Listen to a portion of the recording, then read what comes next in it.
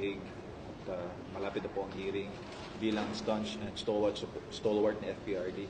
Ano mga inaasahan niyo, sir?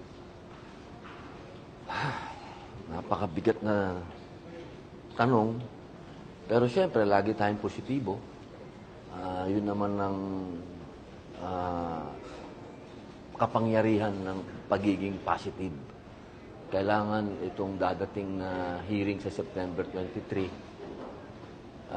magdasal tayo, unang-una. Pangalawa, hinihingi natin yung interim release.